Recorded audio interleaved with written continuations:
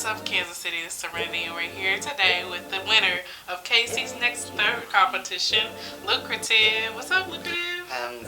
Just having a good time. Just happy I was in the showcase. Right. So I'm not going to start with the traditional, how did you get into hip-hop questions. I'm going to start with your journey through the competition. So you were the winner of the third one, but you were also involved in the other two.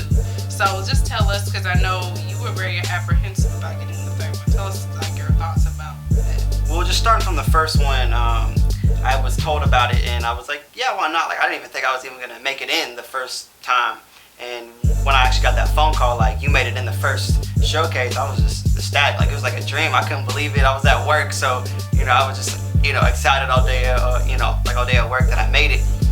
And then we went through, and it was a dream come true. Actually, getting to go up to KPRS and do the interview. That was just something I wish I could relive. That first time being up there, and the actual showcase was just amazing. Love Macy did a fantastic job. She did, and she deserved it. And but I really gave my all that night and really helped raise some eyebrows. And of course the second one was also just a great time. King Dose did his thing. Shout out to King Dose. And then the third one was just I was kind of apprehensive, like you said, about going into it. I don't know, the first two. But I'm glad I did it. I'm glad I did do it, and it really pushed me to work harder and improve myself and improve my craft and look at the things I may have did wrong the first two times and improve those things, and that's what helped carry me into winning the first one. Okay, so you basically showed a sign of perseverance. I know Yes. As an artist, we definitely have to make sure that we're doing that, because you could just be like, forget it. I didn't win the first two, and now you are the winner of the third one. So Yes. That's what's up. Congratulations. I'm very happy for you. Thank you. So, how did you get your start into hip hop? When did you fall in love with hip hop? I fell in love with hip hop when I was 13 years old. My father passed away, and I had some angst, and I was looking for an outlet.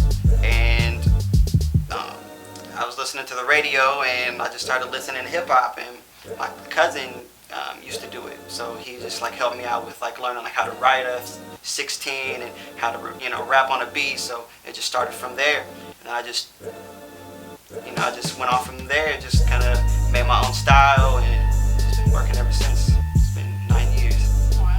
So who would you say is your top five? That's a classic hip hop question. My top five, I would say Tupac, Biggie. You got to put Eminem in there. Oh, did you hear about Eminem Drake? Yeah, that's crazy. Yeah, that's crazy. I don't think they need to do that. You don't think they need to do that? Of course, I grew up in the 2000s, so Kanye, Jay. Is that four? Yeah, that's fine. I'll count that. That's five, yeah. So, what projects do you have coming up next? I'm going to release an EP. It's going to be 5 to 6 songs. And it's something I've been working on this summer. It's got production from some local acts and from myself. Shout out to K-Town. I think he did two of the tracks. And then I produced 2 of them. And then this producer out of California actually sent me an amazing beat up there. That's also on the EP. So you also produce. Correct. So what's some advice for somebody who's trying to get into the production side of hip hop? I mean, it's a lot like rapping as well. It's just hard work. It's just really developing the craft. It's just like anything. It takes years of practice and working on it and learning, from others to really, start to really be decent. So, I don't consider myself much of a producer, but sometimes I can make something. Sometimes you can make something. Sometimes I can make something. So who would you say are some of your top producers on the game right now? Top producers, of course, actually a lot of the stuff I listen to is older, so I like DJ Quick. Okay. I like Dr. Dre. Oh, okay. I think one more. Swizz Beats. Swiss. Yeah, he's kind of been in and out of the game here recently, but he's still one of my favorites as well. So what is your advice to someone who is, new in the game and they're trying to, stick with it? I mean, you already shown the perseverance thing.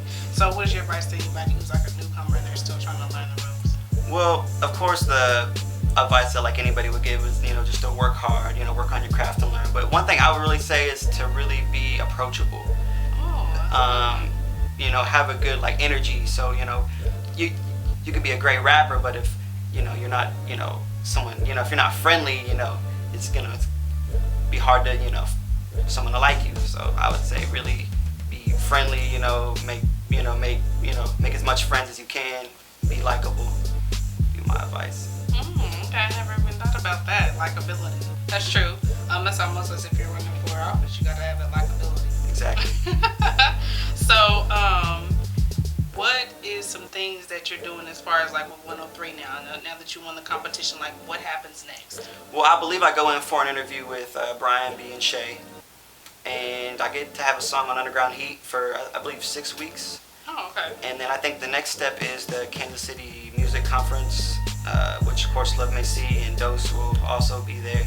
So is there like, because I know that it was like, at first they were saying like you guys get so much studio time towards like whatever CD you're working on. Right. And then I think it heard something which is about it's like you get to, like ultimately you all are going to compete and then there's an ultimate prize. Like what is the actual prize for winning the competition? See, I believe, I may be wrong about this. I'm not really sure. So don't quote you. Don't quote me. I believe the conference may be a competition, but I'm not sure. But I believe that's when you win the studio time, the photography, and all those things. I believe is when you get that. I think.